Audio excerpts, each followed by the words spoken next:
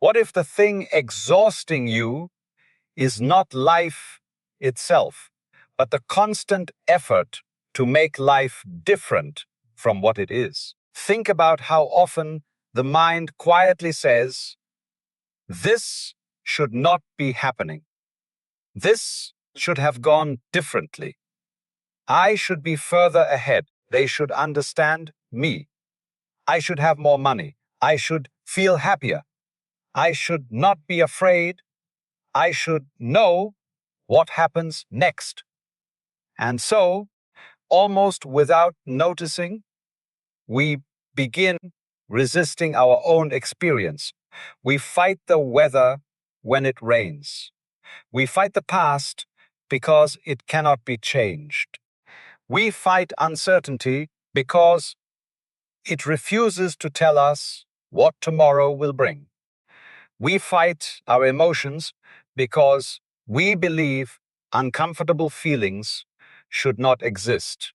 We fight ourselves because we have created an image of who we think we ought to be.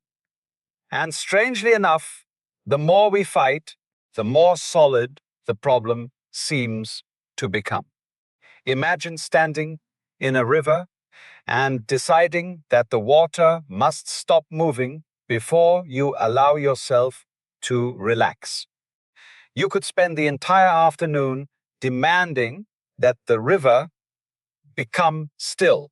You could argue with every wave. You could become angry with every current, but the river has not failed. It is simply flowing. Perhaps life is like that. Perhaps much of our suffering begins when we confuse the movement of life with a mistake. This does not mean that everything that happens is good. It does not mean we should accept injustice, abandon ambition, or stop changing what can genuinely be changed. It means something subtler. There is a difference between responding to life and constantly arguing with the fact that life is happening. You can leave a painful situation without hating the fact that it happened. You can work toward financial freedom without believing that your current circumstances make you unworthy of peace. You can improve yourself without declaring war on the person you are today. This distinction is easy to miss. The mind often believes resistance is strength, but sometimes resistance is simply fear wearing the clothes of control. A person loses a job and immediately begins thinking, "This cannot be happening." Someone they love walks away, and the mind spends months rewriting conversations, searching for the moment when everything could have been prevented. Someone reaches 30, 40, 50, 60, and looks at their life and thinks, "I should have become someone else by now." Notice what is happening. The pain itself is one thing. Then the mind adds another layer. This should not be happening. And suddenly there are two experiences. There is the event, and there is the war against the event. The first may be unavoidable.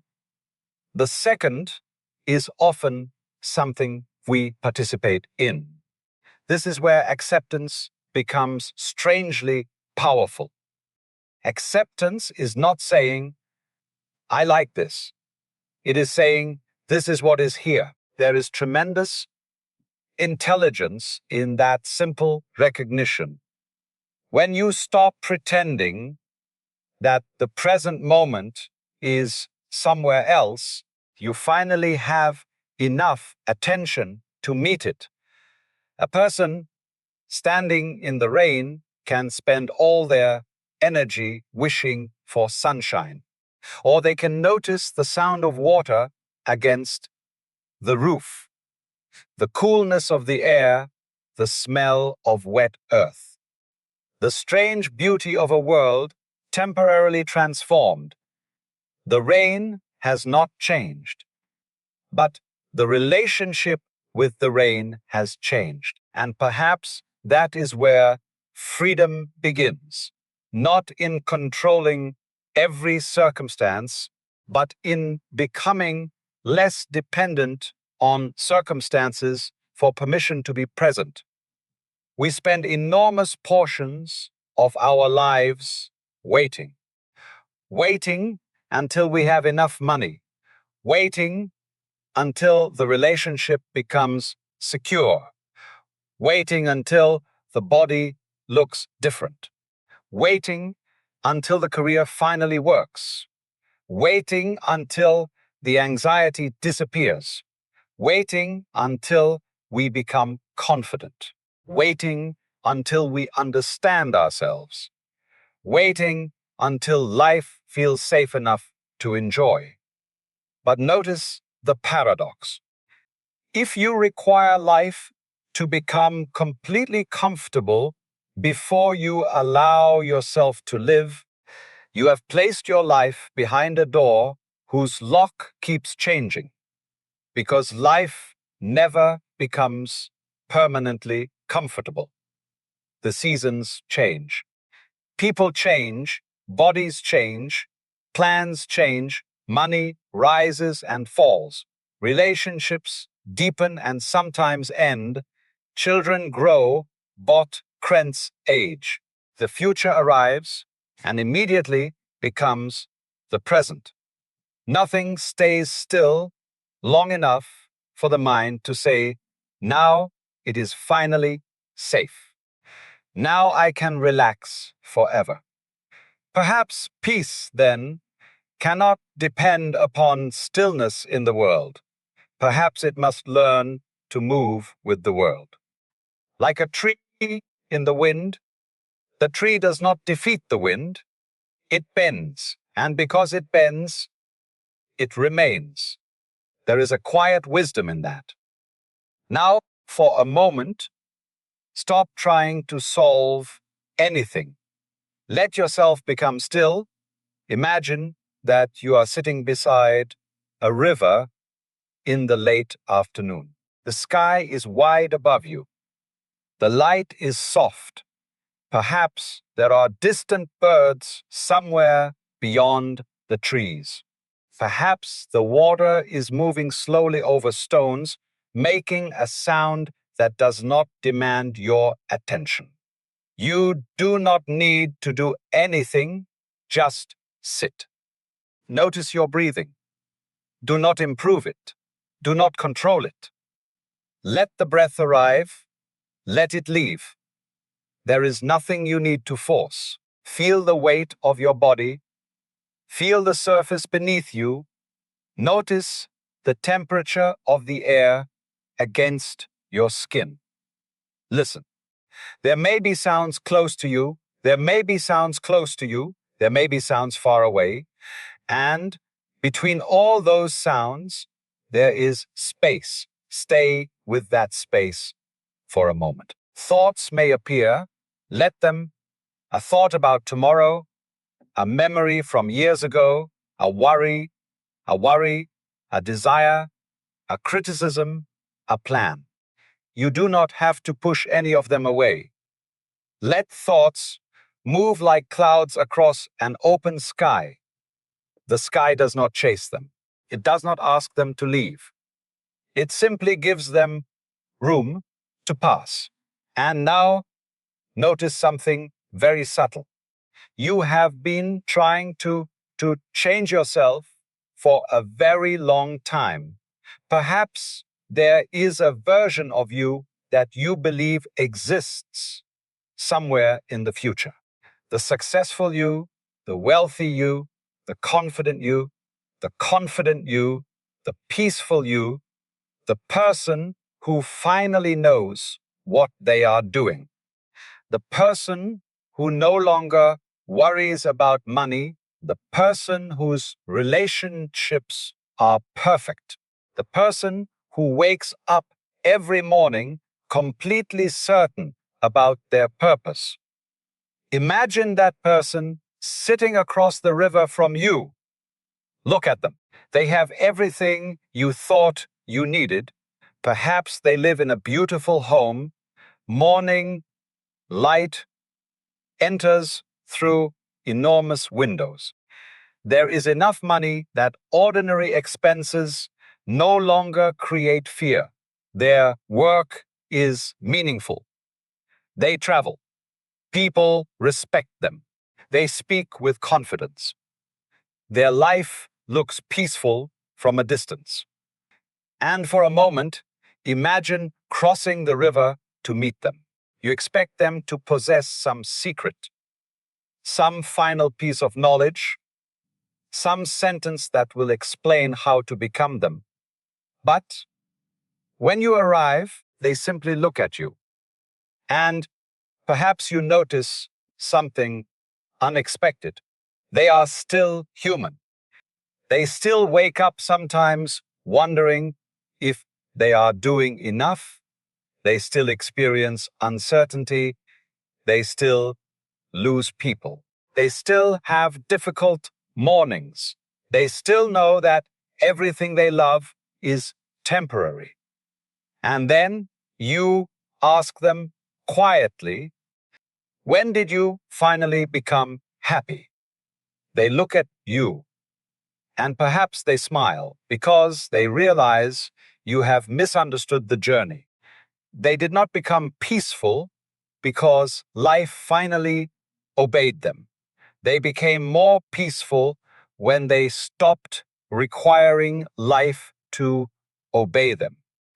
Look at the imagined wealth around you, the beautiful rooms, the comfortable bed, the passport filled with destinations, the freedom to choose your work, the people who admire you. None of these things are wrong. They can be wonderful. Money can provide comfort. Success can create opportunity. A loving relationship can be deeply beautiful. There is nothing spiritually noble about pretending that we do not want good things. But ask yourself honestly, if the mind remains restless, how much can the world rearrange itself before the restlessness simply follows? You could move into a mansion and bring your fears with you. You could become famous and still wonder whether people truly love you. You could become wealthy and become terrified of losing your wealth. You could achieve the body you wanted and immediately discover another flaw. You could finally receive someone's love and begin worrying about the day they might leave. The future version of you cannot permanently rescue the present version of you, because wherever you go, the mind comes with you. And perhaps this is the strange gift hidden inside the present moment. The person you have been trying so desperately to become is not necessarily waiting somewhere in the future. Some of what you are seeking is already available in the simple awareness with which you are sitting here. Feel your breath again. Notice that you are alive before you accomplish anything, before you fix anything, before anyone approves of you, before the next achievement, before the next relationship, before the next version of yourself appears. You are here, and for a few seconds, nothing is missing. Stay there. Not because you have solved your life, but because you have stopped demanding that this moment prove its worth. When you return from that quiet place, something may feel different, not because the world has changed, because you have stopped standing against it. This does not mean becoming passive. It may actually make you more capable of action. A person who is not wasting all their energy arguing with reality can see reality more clearly. If your finances need attention, you can address them without turning money into a judgment about your worth.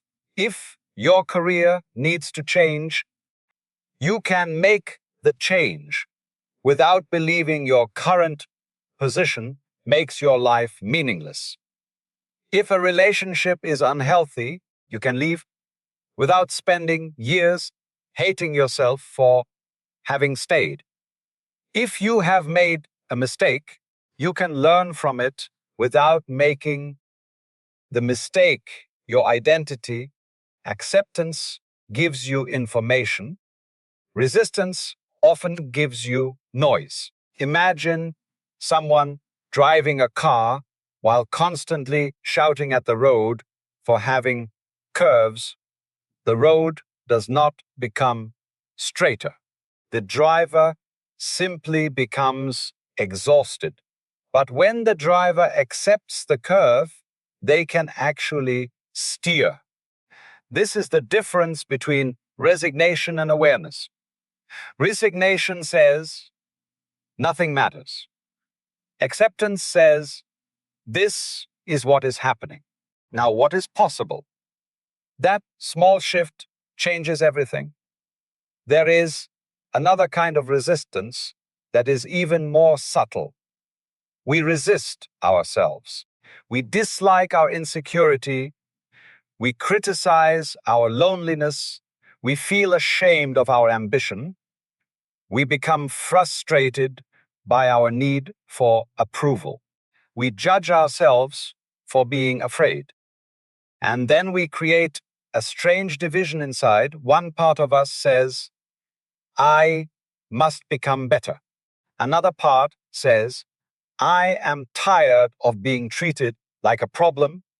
So the mind becomes a battlefield. But what happens if you stop fighting yourself? Not forever, just for one moment. What if you could look at your fear without immediately demanding that it disappear? What if loneliness could be felt without turning it into evidence that something is wrong with you? What if uncertainty could simply be uncertainty? There is a difference between experiencing fear and becoming an enemy of fear. Fear is an ancient movement of the body. It comes, it speaks, sometimes it protects us, sometimes it exaggerates. But when you stop adding the sentence, I must not feel this, something interesting happens. The feeling has room to move. Water that is allowed to flow does not need to be forced out. Emotion can be like that. A wave becomes enormous when you stand on the shore shouting at it to disappear. But if you watch it closely, you see something astonishing. It rises, it changes, it breaks, and it becomes water again. Perhaps many experiences are like this: grief, anger, excitement, fear, desire. They are movements within consciousness. We become trapped when we believe every movement must become a permanent definition of who we are.